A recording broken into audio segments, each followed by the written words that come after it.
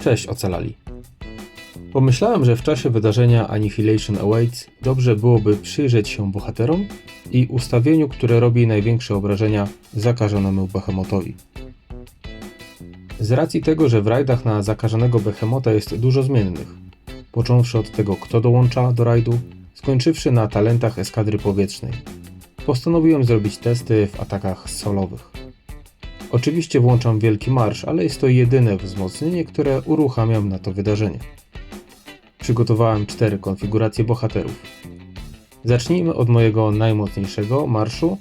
To jest Duncan zrezonowany z Chrisem z Resident Evil, Raffaello rezonowany z Wafa oraz Michelangelo rezonowany z Mia. Jak zapewne doskonale pamiętacie, helikoptera używamy do ataków solo, samolotów obojętnie, której generacji używamy do dołączenia do rajdów, więc przełączam na helikopter. Przynajmniej w tym podejściu testowym. Mija kilka sekund i mamy pierwszy raport. 2,4 biliona punktów. Jest to mniej więcej mój standardowy wynik. Nie najgorszy, ale też nie ma się nad czym zachwycać. Zmieńmy formację bohaterów na styl kontroli, czyli mamy Ritę, rezonowaną z Christopherem, Donatello, rezonowany z Donaldem oraz Leon S. Kennedy, rezonowany z Lan, ponieważ nie miałem jeszcze szansy udoskonalenia Yamiry.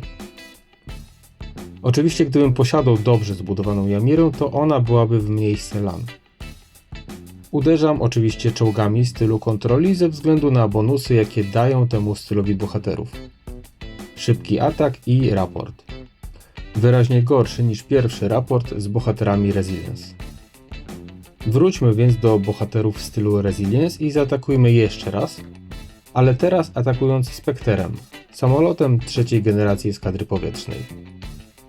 Po szybkim ataku zauważymy, że pomimo tego, że Spectre ma dużo wyższą moc, to jednak marsz uderza minimalnie gorzej. Wynika to ze skillów Spectera i helikoptera. Do tej pory zawsze używałem Medi, ponieważ jest zrobiona maksymalnie i zawsze dawała radę. Medi jest bohaterką w stylu Resilience, więc podmieńmy ją w marszu i zobaczymy, co się stanie. Całą resztę zostawiamy tak samo jak w pierwszym marszu, czyli atakujemy helikopterem. I jak widzimy, różnica z samą Medi jest wyraźnie gorsza niż gdyby używać bohaterki Mia rezonowanej z Michelangelo. Tutaj więc zdecydowanie plus dla żółwi ninja. Kolejny, ostatni test to powrót do pierwszego ustawienia, aby sprawdzić, czy pierwszy raport nie był w jakiś sposób zakłócony, zafałszowany, co mogłoby wpływać na wynik. Raport zwrotny pokazuje jednak, że nie. I że w moim przypadku najlepiej jest atakować zakażonego Behemota bohaterami stylu Resilience. Duncan rezonowany z Chrisem z Resident Evil, Raffaello rezonowany z Wafa oraz Michelangelo rezonowany z Mia.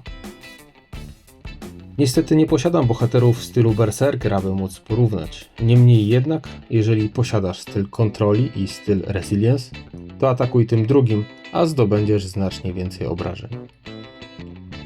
Ciekawi mnie, czym wy atakujecie zakażonego Behemota i wykręcacie najwyższe wyniki? Pochwalcie się w komentarzach. Cześć!